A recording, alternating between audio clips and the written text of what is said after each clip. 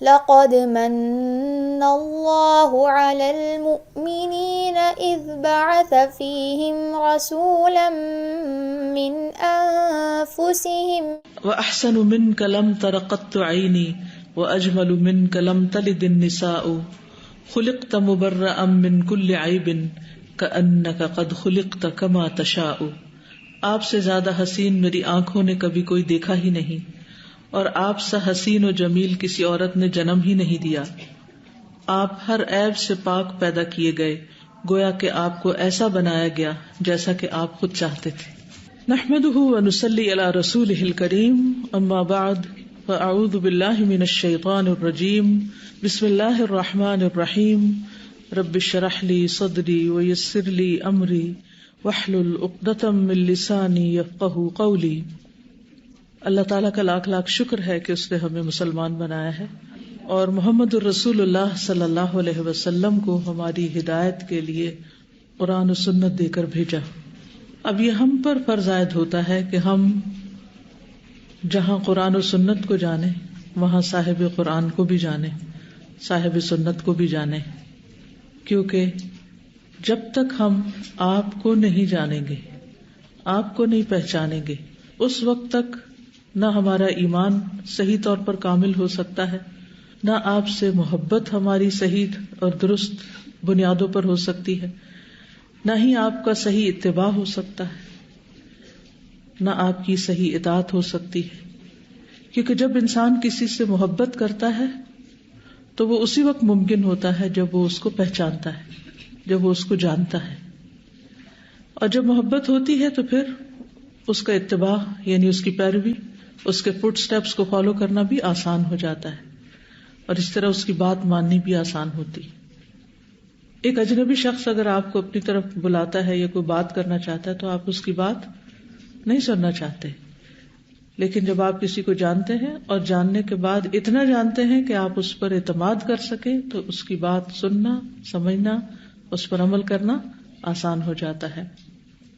قرآن مجید میں اللہ سبحانہ و تعالی نبی صلی اللہ علیہ وسلم کو نہ پہچاننے والوں کے بارے میں ذکر کرتے ہوئے فرماتے ہیں ام لم یعرفوا رسولہم فہم لہ منکرون، یا انہوں نے اپنے رسول کو پہچانا نہیں تو وہ اس کا انکار کر رہے ہیں.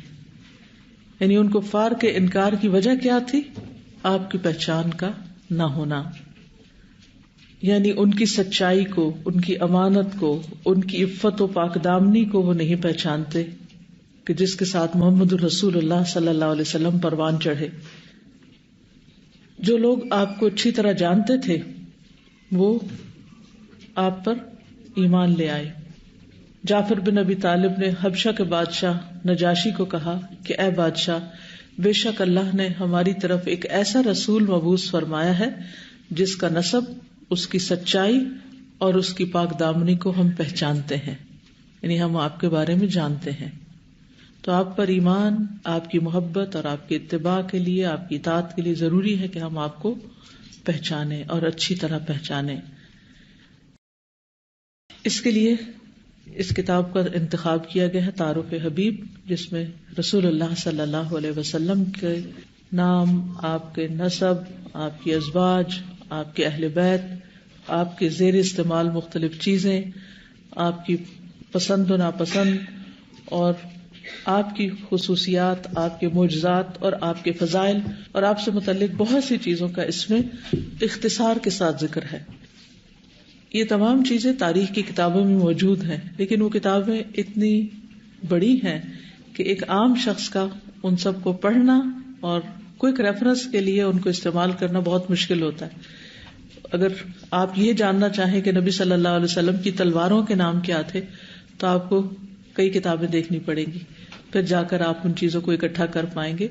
تو اسی طرح دیگر چیزوں کے بارے میں تو ان کو اپنی انسانی کوشش کی حد تک جمع کر کے اس کتاب میں اکٹھا کر دیا گیا ہے تاکہ ریڈی ریفرنس بھی ہو، ہینڈی ہو بک، اور آپ اس کو جب چاہیں ریفرنس کے طور پر بھی دیکھ لیں. اور پھر ساتھ ساتھ حوالہ جات بھی دیے گئے ہیں اگر کن کتابوں سے لی گئی ہیں چیزیں، تو تفصیل کے لیے آپ ان کتابوں سے بھی رجوع کر سکتے ہیں. یعنی آپ کے لیے ریسرچ، مزید ریسرچ، یہ ان کی اصل تک پہنچنا جو ہے وہ بھی بہت آسان ہو جائے گا انشاءاللہ تعالی. رسول اللہ صلی اللہ علیہ وسلم نے اپنی زبان مبارک سے خود اپنا تعارف بھی کروایا تھا. حدیث میں آتا ہے، مطلب بن ابی وداع سے روایت ہے کہ عباس رضی اللہ عنہ نے کہا کہ ایک مرتبہ آپ صلی اللہ علیہ وسلم کو لوگوں کی طرف سے کچھ باتیں معلوم ہوئی تو آپ ممبر پر تشریف لائے. پھر فرمایا، میں کون ہوں؟ لوگوں نے کہا، آپ اللہ کے رسول ہیں. تو آپ صلی اللہ علیہ وسلم نے فرمایا، میں محمد بن عبداللہ بن عبد المطلب ہوں. اللہ نے مخلوقات کو پیدا کیا تو مجھے ان میں سے سب سے بہتر مخلوق میں رکھا. پھر اللہ نے انہیں 2 گروہوں میں تقسیم کر دیا اور مجھے بہترین گروہ میں رکھا.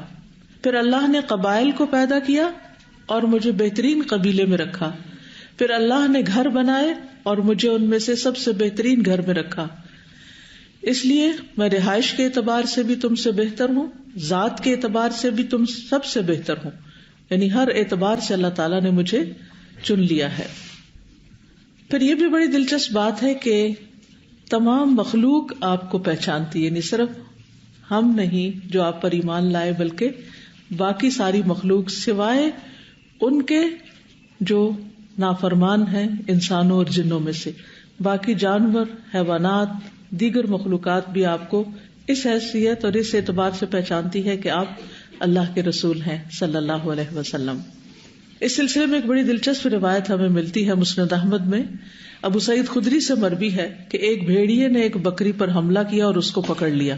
تو اتنے میں چرواہا آ گیا، اس نے آ کر اپنی بکری کو بھیڑیے سے چھڑا لیا. تو بھیڑیا بیٹھ گیا اور اس طرح بولنے لگا جیسے انسان بات کرتے ہیں، اور یہ صحیح حدیث ہے، سلسلہ صحیحہ میں بھی ہے. اور کہنے لگا کہ اللہ نے مجھے یہ رزق فراہم کیا تھا اور تو نے مجھ سے میرا رزق چھین لیا. تو چرواہا ایک دم حیران ہو گیا، تعجب میں آ گیا اور کہنے لگا کہ بھیڑیے ہو کر تم مجھ سے انسانوں کی طرح بات کر رہے ہو. بھیڑیا کہنے لگا، تم اس پر حیران ہو رہے ہو، تعجب کر رہے ہو، میں تمہیں اس سے بھی زیادہ تعجب کی بات بتاتا ہوں کہ یثرب میں محمد صلی اللہ علیہ وسلم لوگوں کو ماضی کی خبریں بتا رہے ہیں، یعنی پچھلی قوموں کے حالات بتا رہے ہیں. جب وہ چرواہا اپنی بکریوں کو ہانکتا ہوا مدینہ پہنچا تو بکریوں کو ایک گوشے میں جمع کیا اور رسول اللہ صلی اللہ علیہ وسلم کی خدمت میں حاضر ہوا اور سارا واقعہ سنایا.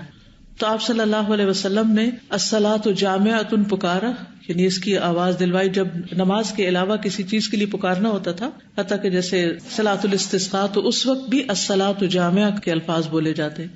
آپ صلی اللہ علیہ وسلم نے سب کو جمع کیا اور اس شخص کو کہا کہ جو واقعہ تمہارے ساتھ پیش آیا ہے تم ان سب کو بتاؤ. تو اس نے اپنا واقعہ سب کے سامنے بیان کیا. تو رسول اللہ صلی اللہ علیہ وسلم نے فرمایا کہ اس نے سچ کہا. تو اس روایت سے کیا پتہ چلتا ہے کہ بھیڑیے اور دیگر جانور بھی آپ کو پہچانتے ہیں. کیوں؟ اس لیے کہ وما ارسلناک الا رحمتا للعالمین. اور اس اونٹ کا واقعہ بھی یاد ہے جس کے مالک نے اس سے بہت زیادہ کام لیا تھا. تو وہ نبی صلی اللہ علیہ وسلم کے پاس روتا ہوا آیا تھا اور آ کر بیٹھ گیا اور ایک طرح سے اپنی شکایت کرنے لگا.